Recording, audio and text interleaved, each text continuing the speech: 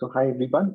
Today I'll be presenting on Ajanta Pharma and trying to understand and share with you guys as to why I think it's a very special mid-cap pharma company and what are the attributes that make this company very special. Just as a disclaimer, this presentation is only for education purposes. I'm not a semi-registered analyst. I have positions in the company. I bought the shares first in 2018, and I have not made any transactions in the past 1 month.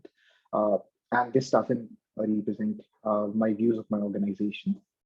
So if we go back to history of Ajanta Pharma, what they did in the past, they have a very good history where they had a period of 8 to 9 years, starting from 2009 to 2017, where sales grew very fast. So the sales growth rate was 25%. Operating margins improved significantly from 19% to 35%.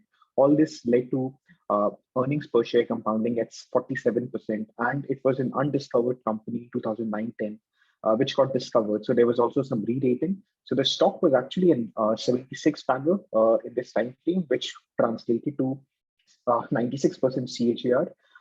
And since then, growth has slowed down significantly. So sales growth has come down from 25% to 11% in the last 5 years. At the same time, operating margins have deteriorated slightly, and EPS compounding has been slower than sales compounding. So EPS has only compounded at 8% in the last 5 years. So what caused this lower growth is something that I'll share with you guys. So here is the sales breakup of the company. So the company has branded generic operations in India, branded generic operations in Asia, branded generic operations in Africa, and then they also participate in tender operations in Africa, and they also present in generic market of USA.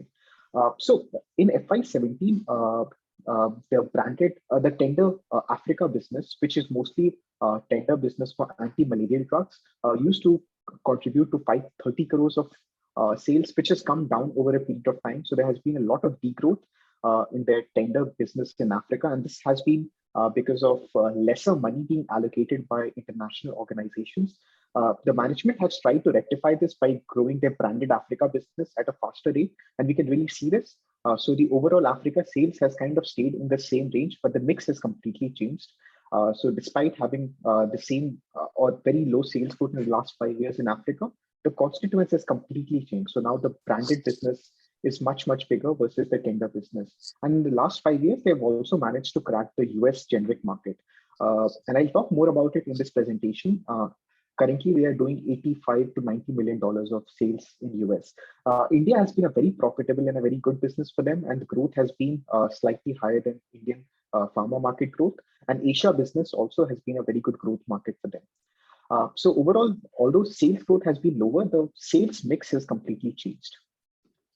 If we, and here, just give me a second, I need to minimize something. Yeah, as I shared, they have scaled up the US generic business quickly. Focus has shifted much more towards branded operations, and the Africa tendered business has been hit because of lack of funding, which is not something management can completely control. So the question that I want to ask now is the business better now versus what it was 5 years ago? So if you look at the branded generic business for Ajanta, this clearly stands out where the branded generic contribution has increased from 60% to 70% in the last 5 years. And their branded generic business is driven by their own field force, whereas for most of their peers, it's driven by distributor. So I feel like if you have your own field force in Africa and in different markets in Asia, and you can sell your products through your own distribution network, it gives you a lot of competitive advantage versus selling through distributors. And they have this branded generic business in multiple geographies. So it's not only an India play, but they have a big operation in Philippines. They are very strong in Franco-Africa. I think they are in the top 3 or 5 companies in Franco-Africa. They also have executed very well in India.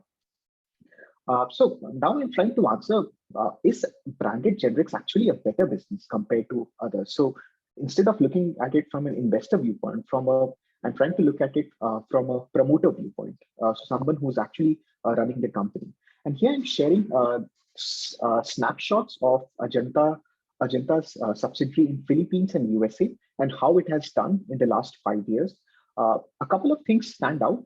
So Philippines is a branded generic business for them, whereas USA is a generic business for them. What we can see very clearly in the Philippines market is that PAT margins are very high. Uh, and what we can see in US market is their sales growth is very high. Uh, and if you look at Philippine sales growth, it has been much lower. Although it's still been very good, it's been around 15%, but it's been much lower versus what they have managed to do in USA. But the US margin is very PAT dilutive for them.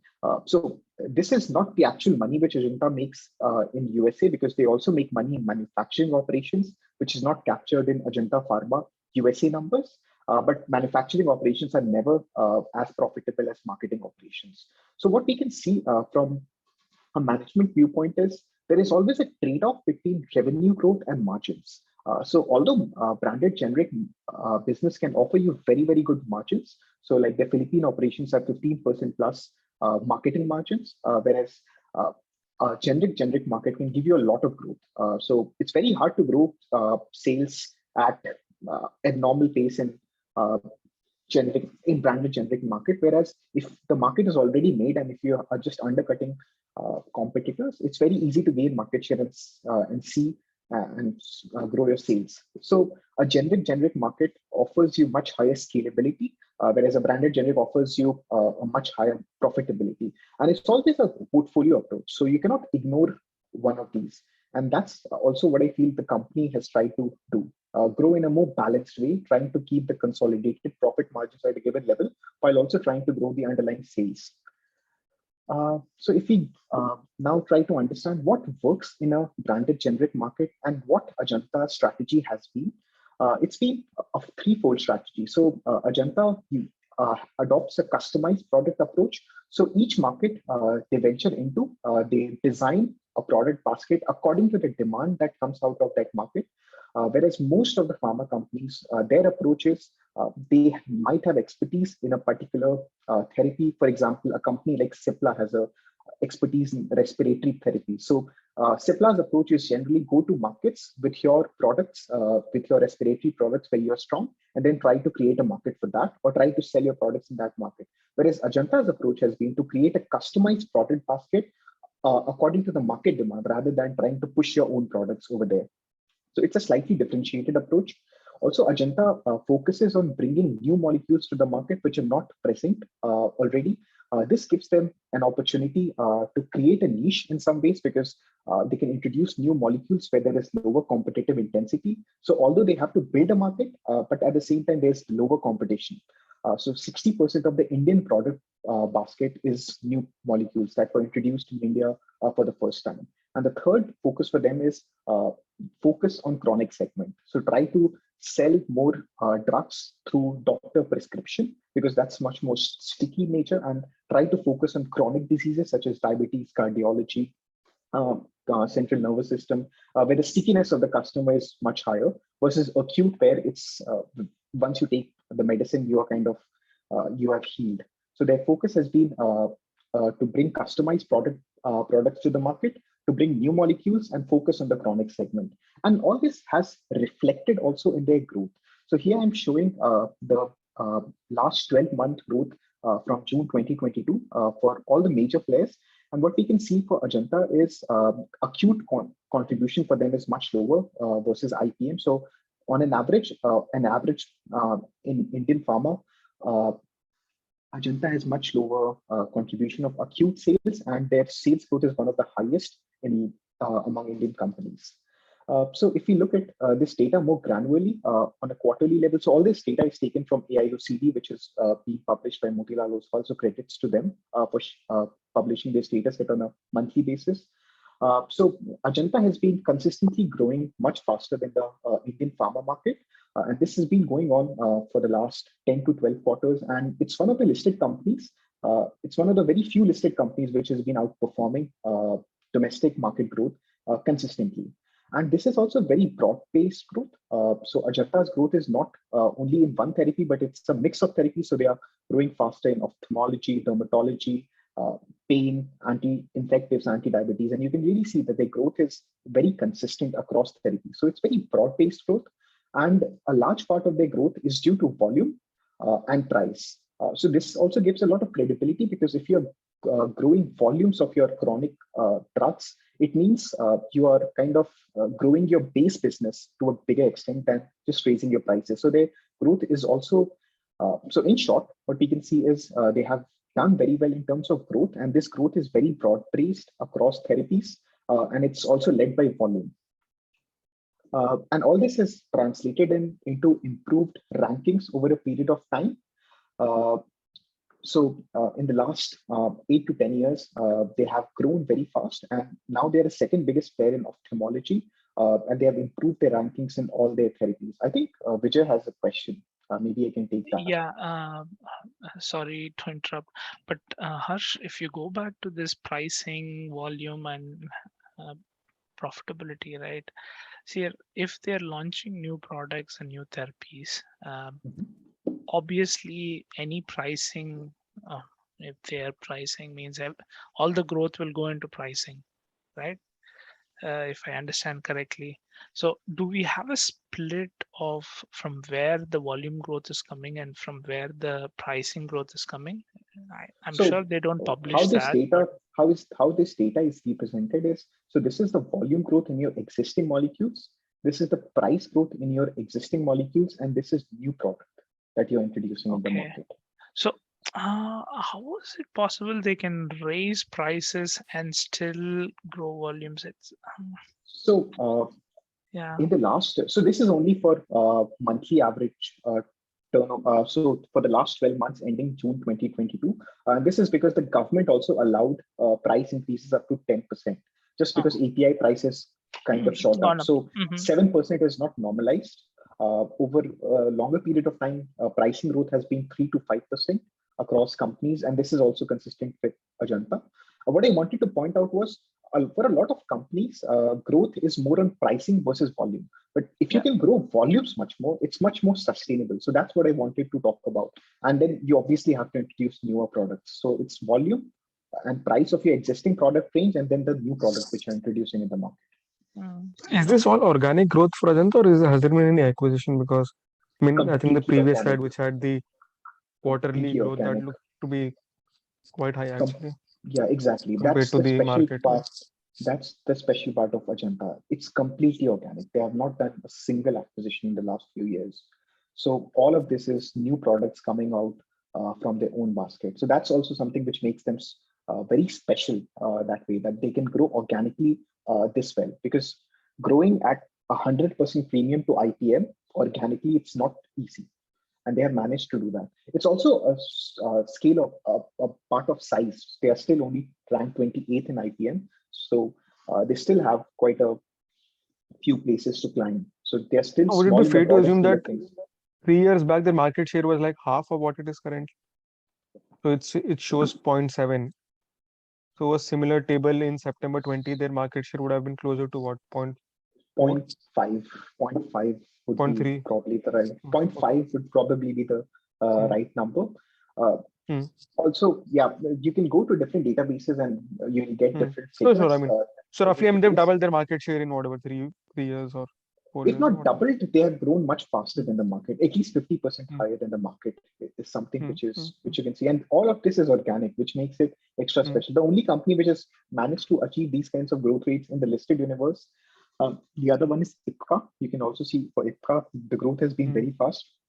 And also for some quarters, they have grown faster than Ajanta. And IPCA's growth has been much more in one therapy. So they have a Zerodol franchise in pain therapy. I think if I remember the name correctly, and that has been growing like crazy. It has become like an 800 crore molecule for them. So over there, it's much more concentrated. Whereas for Ajanta, it's been much more broad based. And Can generally, I if just you hold can on grow, this slide? Yeah. So I yeah. mean, is there? I mean, so the growth over the last 12 quarters has been, is it So broad this is based 12 across months. all these This is sectors, no, or no, has it that's been not the led by case. one sector? No, so for Ajanta, it's their growth has been broad-based across therapies, whereas the Hmm, individual therapies have not grown at these rates. So if you look at the last year, I think cardiac has grown at 2 to 4%. Ophthalmology has probably grown at Hmm. 10%. So they have kind of been 50 to 100% higher in terms of growth versus the therapy. And that's why they are gaining ranks in IPM so well. Like they are now number two in ophthalmology. And we have to take into account Ajanta is a very small and a very new company when you compare them with peers like Sun Pharma and Lupin and Cadila. And over this period of time, they have managed to become like category leaders in some categories. Hmm. Speaks a lot about the management and their marketing strategy. So there has been consistency in their performance for sure. Are there other Thank you. questions, or I can move on? Okay, I'll move on, and if anyone has a question, just feel free to stop me, and I'll be happy to take. So now that we talked about the branded generic strategy in India, I'll try to go into the US strategy. So Ajanta was a very late entrant in US, so they entered in the third wave of entrance. So they kind of entered into US in 2015, 2016. Uh, so their strategy was to build a very niche product basket where the market size itself was very small, and then try to go for products which had slightly complicated delivery mechanism. So instead of just making a simple tablet, make a tablet with a slightly delayed release solution, or try to make a solution uh, which might have smaller market size but also less competitors, and try to gain very large market shares in these molecules by maintaining very high inventory in the US itself. So uh, Ajanta's core business is very profitable. So it's a debt-free, cash-rich company, so they can afford to invest in working capital. And this is what they outlined as their strategy about 5 years back. So this was an interview that came out in Forbes in 2015, and here they clearly showed. Here they clearly talked about their strategy that they want to go into complex, difficult to make products with small market sizes, extended release tablets, and try to gain large market shares in these molecules. And if you look at all the filings that Ajanta has done, so this is work which I did last year, and you can see so the top 5 or 6 products are the ones which are less competitive. And what you can generally see is a lot of these are suspension or solution. All the ones that I've highlighted has some kind of complication attached to it. So if you look at all their filings, about 30% are slightly differentiated delivery. So I'm not saying that they're doing some rocket science things, but just like slightly differentiated delivery mechanism. And they have gained large market shares in these products. So, for example, there's Zegerid or Wellside brands where they are big into suspension and solution, which is actually a smaller market overall. So, if the Zegerid normal franchise is $100 million, their suspension is maybe only a $20 million, but they are only targeting for the niche and where there is less competition and trying to gain a larger market share. And this is also their US strategy of investing in working capital is also reflected in some of the awards they have been winning in the last few years. So they have consistently got the award of best generic manufacturer in USA. There's an organization called Diana, which awards people, generic manufacturers, and they have got this award twice in the last 3 years. So the execution has been very good. So they have been able to maintain a superior supply chain network. And all of this, while doing all of this, their gross margins has been one of the highest in the industry. And this is kind of an enigma for me. So here are the companies. So there are only 5 companies in the listed universe which has consistently made more than 70% gross margins. So anything above 70% high gross margins, I consider as very high gross margins. And the 5 companies in this list are Ajanta Pharma, Sun Pharma, Alembic Pharma, Torrent, and Natco. And each company has a very differentiated strategy. For example, a Natco only goes for very few molecules, and it goes into so it does very, very few filings, but it goes for like the big shots. So it goes for the big para 4 molecules where the opportunity size is humongous. Whereas a Sun Pharma is backward integrating into about 70 to 80% of its filings. So it produces its own raw material or the APIs that go into the formulation. The same strategy is applied by Alembic. They also are backward integrated into most of their filings. So if you're backward integrated into your filings, then you can produce higher gross margins because you're doing more value addition. If you are going for very big drugs and you're only making very few filings, you can also make very high gross margins. This is what Napco does. Ajanta and Torrent have adopted a slightly differentiated approach. So both these companies do not produce APIs in-house.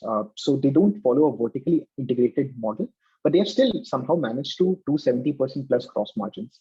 And for Ajanta, I think the answer for this has been mentioned in one of the credit rating reports, where it was clearly mentioned that because Ajanta pays their suppliers very quickly, they are able to get cash discounts from their suppliers, which contributes to margin. So basically, they invest more in working capital, and because they are cash surplus, and they can use this to boost their gross margin. So this is one of my hypotheses why they are able to produce higher uh, gross margins despite not being backward integrated or into very differentiated products.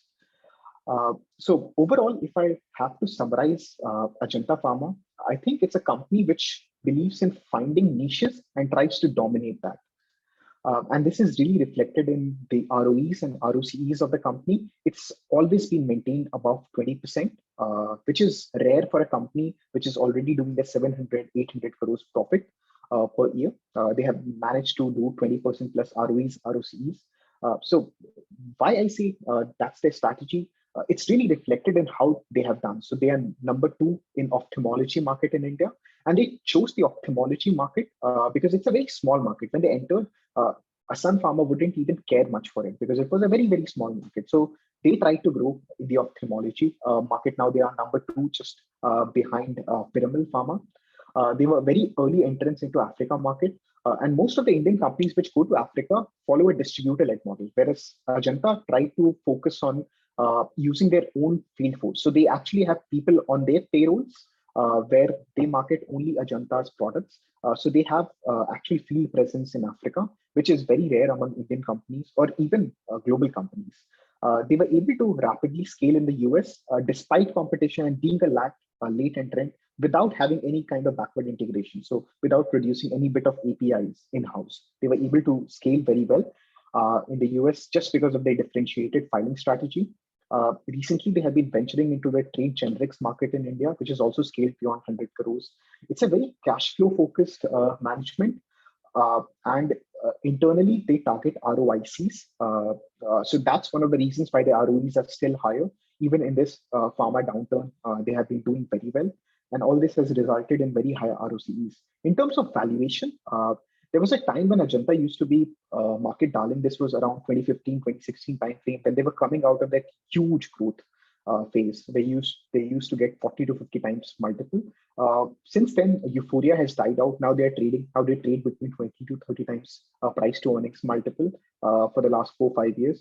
But this is a company where I feel management is very execution oriented and very practical in some sense. So in the 2018 downturn, when there was huge pricing pressure in the US, Ajanta decided to exit quite a number of products which they were not finding to be very remunerative.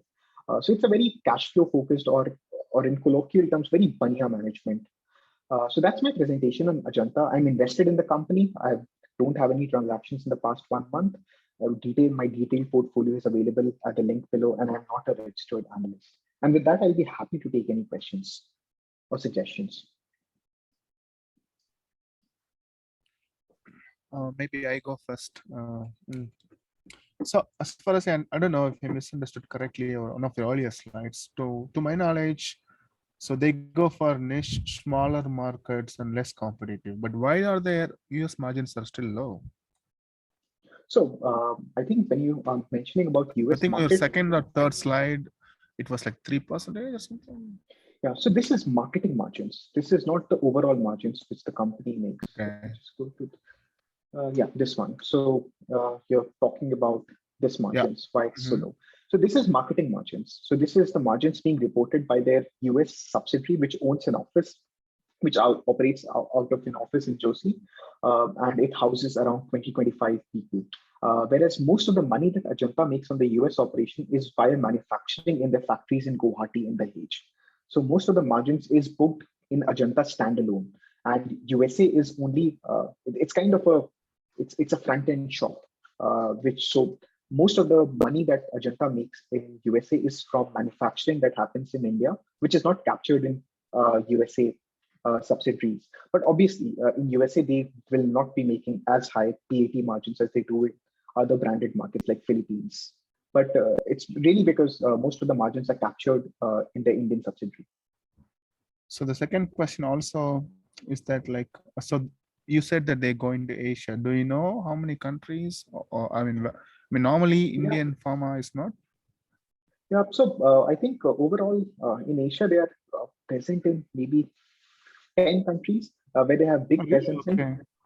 The Okay. biggest market Okay. is Philippines, where Philippines, I think they are already in the top 10, maybe in the top five Philippines. And then they are into Far East, so Turkmenistan, Kazakhstan. They also had a toll manufacturing facility in Kazakhstan, which they had to wrap up a few years ago. So it's really, they don't talk much about this because it's really a trade Yeah, I secret. A mean, it lot of looks people good don't go there. actually. Exactly. This is why it's kind of caught my eye because it popped out because not many pharma companies are talking about Asia.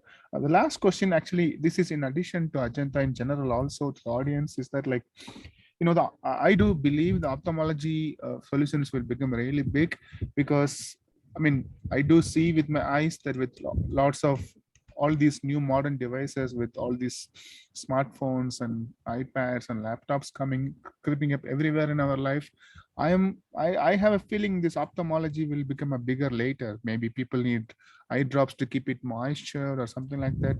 So what I mean, is there any, do you come across any study regarding this which we can dig in later, Harsh? So ophthalmology market recently has been growing faster than the IPM market, but that's also because they had a low base in COVID. So most of the ophthalmology market which Ajanta caters to are surgery markets, like when you have to do an eye surgery or something. So these surgeries were adversely hit during COVID, like people just postponed it. So in the last few quarters, it's been growing very fast. Uh, over broader about broader trends, I think it makes sense that people use their eyes so much in screens and in digital media consumption. It should increase. I believe like ophthalmology will obviously grow faster than the normal market, and Ajanta is very well positioned for that. It's number two player in India.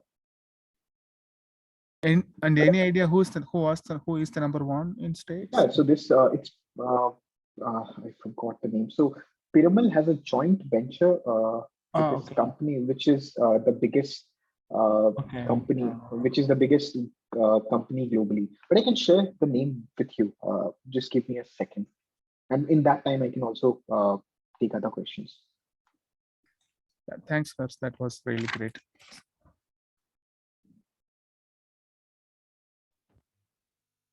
So just a couple of questions, I mean, broadly two sets. So one is, do they use the same manufacturing facility for the US as well as the non-US business, or they have Yeah, separate yeah. facilities? I did not highlight this in the presentation. And just before I answer this question, it's Rajan, the biggest ophthalmology company in the world is Aligan, Aligan. I don't know how you pronounce it. And Yeah. they have a joint venture in India with Piramal. So about the manufacturing, I think I did not elaborate on this, but this is something which I found very differentiated. So Ajanta uses the same factory to cater to demand coming from Africa, India, Asia, and USA. So they don't have a dedicated US factory, which is something I've again not seen in the pharma industry at all. As to how you can have the same cost structure, but somehow Ajanta has managed to crack it, and this benefits them in a lot of ways. So in the last 2 years, because of COVID lockdown, their factories could not be inspected with the FDA, as a result of which they are not getting new product approvals. So if they were only catering to US market from that factory, the utilization would kind of fall over a period of time. But that's not been happening because they use the same factory to cater to demand from all the markets. So if there's less demand from one market, they can just push their sales or push their production for other markets. So they use the same factory for Africa and USA, which is a very rare thing. Great. That's good. The other point was, I mean, see, generally, I mean, I don't know what the number for this question is, but I mean, beyond the point, we'll see that the sales start stagnating for most pharma companies in a geography. Either it's because of market share or whatever it is. So I think Sun Pharma, from what I was just reading, I think around, that's a very big number, but around I think 10,000 crores, they started stagnating for the last 7, 8 years. They're stuck there. So I mean, there must be a hurdle beyond which companies start struggling. So it's possible that Ajanta is still below that sort of a hurdle because of which it's able to grow fast. So would you know what that kind of a hurdle is for, say, the US, beyond which generally the growth would start falling down? So they are currently 700 crores. So they may be able to say grow fast till say 3,000 crores, Yeah, I and then get the they'll question. start So struggling. I've done work on this company where people struggle. So most companies, like they really begin struggling when they reach $1 billion of sales in US. So if you look at Sun Pharma, Lupin, Kedela, uh, everyone struggled once they reached $1 billion. Dr. Reddy, with the only company which could cross that very quickly was Aurobindo because they had a differentiated strategy where they just sold things before very cheap and they have economies of scale advantage. They build huge capacity. So they were able to go past that. Obviously, Ajanta is not even $100 million right now. So with the strategy that Ajanta has right now, the management has mentioned in the past that they see they shouldn't have problems scaling up to $150 million. I think I linked an article to Fortune uh, or Forbes coverage of Ajanta, and in that article, I think they had mentioned that they see scaling up to 150 million to be not that difficult. So they should be reaching that. So with this strategy that Ajanta has, I think they might be reaching the limit, or they might reach it in next 3 years. After that, you need to renovate yourself. Like you need to come up with another strategy that can push you to the next level. So I think that's always how it works. Like a given strategy can put you on one level, and then you come up with something, and then go to the next level, and then to the next level. So most Indian companies which have become big, they have struggled beyond $1 billion. Like really struggle a lot. For the last 7, 8 years, Sun, uh, Sun Pharma, Lupin, Dr. Reddy, everyone, Cipla. No, Cipla is still small. But like these companies have struggled beyond $1 billion. But Janta is still quite a way away from that. I'll also like to share one perspective which I found. So I also looked at all the profitability of all the pharma companies listed in India. What I found interesting was uh, there are buckets of PAT at which people kind of stagnate. So the first bucket which I find for pharma companies is around 20-25 crores. So once they reach that scale, they kind of stagnate for a few years, and then they grow very quickly to 100 crores, and then they kind of stagnate in the 100 crore band for a few years. Then 100 to 400, 500 crores is another band when people do very quickly, and then they kind of struggle between 500 crores to 400 crores. And then 500 to 2000 is another bucket in which people grow very fast. So like when I say very fast, I mean like they do it in 3-4 years or 5 years max. So Ajanta also struggled at 500 crores. So once they reached the 500 crore mark, they kind of stagnated. And now you can see that they have really broken out. Now they are doing sales of around 800 crores. So I feel like 500 to maybe 1500, 2000 crores can be achievable if they get their marketing strategies right in the next 5-6 years. Uh, and then, like all the big pharma companies have struggled beyond 2000 crores. These are the sun farmers of the world. They have found scaling it harder. What's the US non-US split now? I mean, I don't know if it's So there somewhere. For Ajanta, Revenue. it's 20% US and the rest is so there are two ways to look at this. One is this one. So it's Yes, yeah, 20% this right one. now for them, US. And they, for the current marketing strategy they have targeted, they have modeled for this. Like they have not thought of what they'll do once US goes to 25%, because they are a very margin focused company. So they don't want to take US to an abnormally high level because that can start affecting consolidated margins. And in terms of a better way to look at Ajanta is in terms of branded generic versus generic contribution. So for now, branded generic is around 70% contribution to their overall sales. And in their generic, they have USA and Africa institution business. And 100 crores of India, right? I think you mentioned in one slide that. Yeah, that's still very small, but it's I think now 100 crores. So I think they're doing quarterly run rate of 30-35. So it should now already be 130, 140 crores. Their overall sales is 3600. So it's still less than 5%, but it's growing fast. So what are the India sales? Sorry, on the previous slide. Yeah, we can go back and see. I think it should be around 1,000 crores. Yeah, 1,000 crores is the Okay, India so price. roughly 10% or 12% is there generic only Correct. within India. Correct. Have they mentioned, I mean, what are the margins for generic in India only Yeah, and I've not in tried other to ask countries? this question quite often to management. The only thing which they answer, so this is a management which doesn't like taking questions on margins, and I think that's because they have found a niche of maintaining very high margins without being vertically integrated. But what they mention is they trade the generic or the trade generic business is India is still very ROIC accretive for them.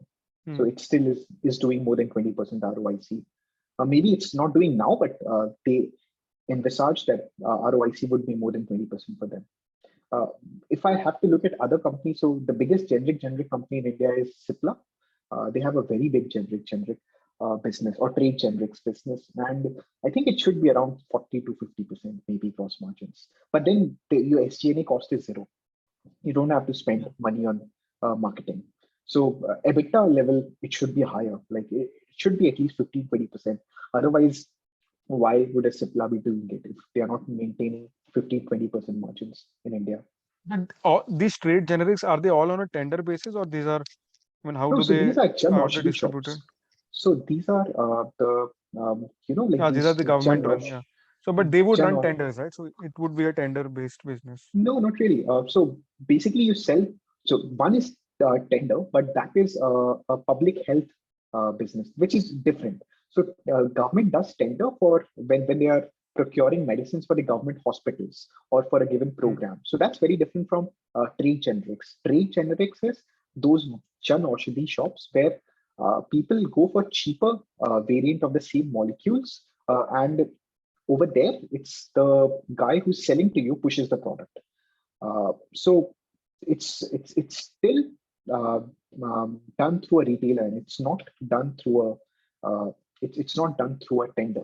It's really push sales So, but which how goes does on Jan there. Aushadhi buy these? I mean, if XYZ molecule, if there are five competitors, how does it decide whom to buy from? I the one like they will try to sell of the company which gives them highest margins. Like it's very simple. No, because Uh, this being government owned, I mean, generally, I don't know what it is here, but but these are generally, also franchisee owns. given the sort of compliance angle, No, but they these are would also sort of franchisee want owns. to show that it's the process is transparent. No, but this is franchisee owns. It's not all government owned. There are franchisees which are, if I know it correctly, I'm also not an expert in this. I try to learn more about this trade generics business line. So I will not pretend to be an expert on this. But what my understanding in is also coming from Patna. I've seen these shops, and these are private shops. Like it seemed to me like the guy is doing his own business, and it's not a So he's not a you're saying government basically employee. each Jan Aushadhi shop is free to buy from anybody who wants to. That's my understanding. I may be wrong. Yeah, fine. I'll also look into it. But it's the fastest growing segment in India, Indian pharma. Mhm. So, I mean, if you were to look at actually the India business as a percentage of the overall business has gone down over the last 5 years, or Yeah, probably similar, if yeah, not gone down. yeah, similar or gone down, you can say, Hmm. because it's Hmm. mostly because US has scaled Has very fast for scaled, them, yeah. very fast. And also, I feel they have executed well in Africa, where they have reduced the tender business and increased the branded business. And it's a very rare company which does its own marketing. There are not a lot of companies which do their own marketing in Africa. They have their own field force, and it's a reasonably big field force for them. I think they mentioned the number. It's like 450 or 500 people. It wasn't a small field force. And in the US, is there any dependence on any particular molecule, or I mean, do they give a, I mean, major molecules in the You can US you or? can estimate it with IMS data. You can yes, Hmm. in US yes. Like I think if you go to the top five molecules with market share, there is a dependency. Anyway, it's a very hard market to uh, comment on, like who Because I think, for competitor. example, Alembic, from what I remember, I think they also grew pretty fast in a short period of time. I think they were into I think Sartans or something. I just forgot the name. So Alembic had So two phases of growth. One was Abilify so in they went 2016 and then Sartan in 21. yeah Sartan yeah. So that grew and then it sort of stabilized again. So I mean, is this something similar here, or it's more broad based and more? Yeah, I did not include this figure, but maybe I should have. So I compute something called uh, product revenues per ANDA launched. And for that, for Ajanta, it's one of the lowest in the industry. It's around, I think, 15 crores. If you guys want, I can share that data with you. Uh, so I think for Ajanta, the sales, do you guys want to see that data actually? So I mean, you're saying that for each ENDA launch, you've taken an average of 15 crores. Okay, I That's what just, you're, I think, trying to mention, right? That I'll just share the data with you guys so that because it can be useful for others as well to see. Because this is the only metric which I have found to be kind of a bit reliable.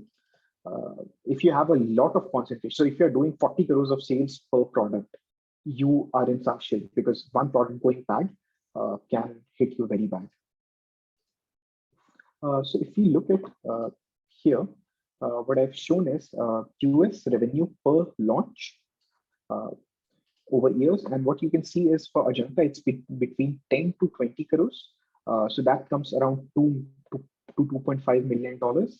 So there is not a big concentration for them per se. If you looked at the same number for Olympic last year, this one went to like 35 crores or something.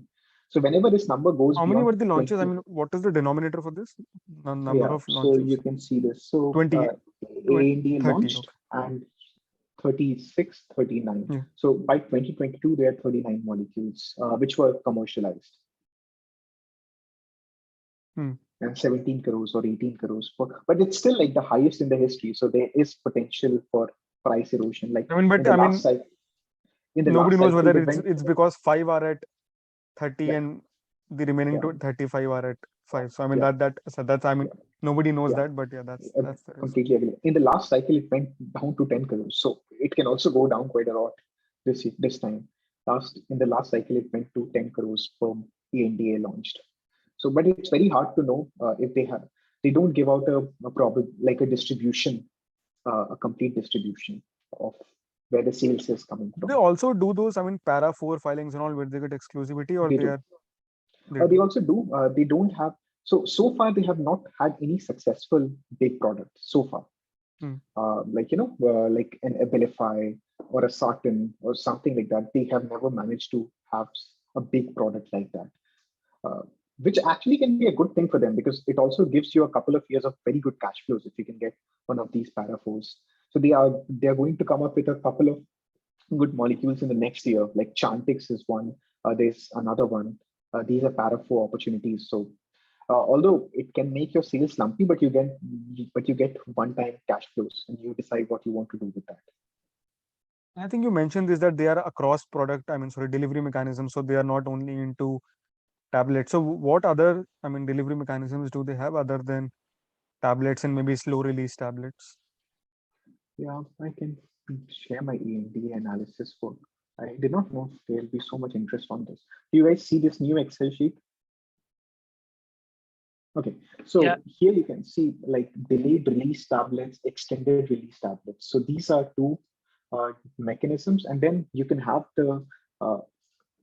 it in the tablet form, or you can have in a solution form, or a suspension form, or a capsule form. So these are slightly differentiated. It's again not like rocket science. It's not very big differentiation, but it's slightly Solution means is it an differentiated. injection or Yeah, so it's is a the solution. solution? It's a solution. Solution. Yeah, it's not. It can be used in an injection, but I don't think they don't have injectables per se. So it would just Okay, be a so okay, normal solution. it's oral solutions mostly. Yeah, it's mostly oral it is solutions. mostly oral. Yeah. Uh, and also they don't have like only one kind of products. The only thing which stands out is things related to brain, but that reflects the US market in general. That's a function of the market and not of Ajanta strategy. So this is something which is very differentiated about Ajanta is they don't have a particular expertise which they want to monetize. They go to the market, see what the market demand is, and then make products according to that market. Most companies, they try to go market the products in which they already have an expertise. So this is a very differentiated thing about Ajanta. So Ajanta's product basket in India is very different from Africa, from Asia, from USA. It requires more effort, but I think this is also reflected in the ROICs, which is way higher than the industry.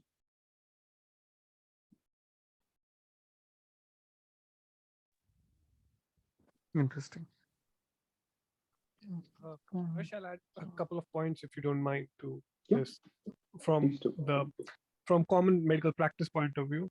So basically, like I could see the medications and stuff, like for example, solutions. So their role, like you said, that it comes in niche. So basically, how it works is that let's say 8 out of 10 people will take a tablet for a particular condition, but then there will be 2 patients or 1 or 2 patients who will have, let's say, dysphagia or some other problem, or they find it hard to swallow tablets or something, and then they'll ask us to write a solution instead. So that is the role. So that will be obviously a small market, but that then obviously there will be limited companies. So for example, I saw sildenafil, which is a drug commonly given for erectile dysfunction. So that they make it as prescription, but mostly people will be giving it as a tablet. And coming to Rajan's points on ophthalmology. So caveat being, my dad is an eye specialist, eye surgeon. So yeah, so basically, like you said, that his feedback also throughout, like whenever I've talked to him about medications and stuff, is that Ajanta really feels the pulse of ophthalmologists. So for example, an ophthalmologist would be reading about a new drug or something that maybe a different combination or something of a medication that can be used, and Ajanta will always be the first one to come up and launch that, and make drugs available. And they're like, sometimes they even appear a bit predatory, but they are very, very aggressive, and they really launch whatever an ophthalmologist thinks like, or thinks that this is something suitable for them. That's one. And over a broader spectrum of ophthalmology, basically we can divide ophthalmology into three. Just as for Rajan's question, that what is happening in ophthalmology and stuff. So um, there is one which is refractive errors, which are definitely growing because of increased screen time across the world. So refractive errors are like myopia and hypermetropia. So these lead to a lot of utilization of eye drops and something, but that is not very niche. Um, Other is acute medications, which are like antibiotics, like for example, conditions like uveitis or conjunctivitis and all of that. That is more prevalent in developing countries, and as countries become more developed, like for example India, they will have more of chronic illnesses. So chronic illnesses, most common three that come to mind are like diabetic retinopathy, so which is diabetic changes in the retina because of diabetes, um, and hypertensive retinopathy, which happens that retina changes because of high blood pressure, and third is glaucoma. So these are the medications which are chronic illnesses, and they will tend to increase more in the developed countries. So this is a landscape. I don't know if it helps you, but of the ophthalmology broadly, as a branch of medicine. Thanks, Tarun. Also, like I just shared with you guys that Ajanta does this title sponsorship for this ophthalmology summit, which happens each year. So you can see a lot of ophthalmology uh, interviews with doctors and like these summits. So for sure, they have dominated this niche, which is kind of what I feel the strategy is: identify niche and then absolutely dominate that.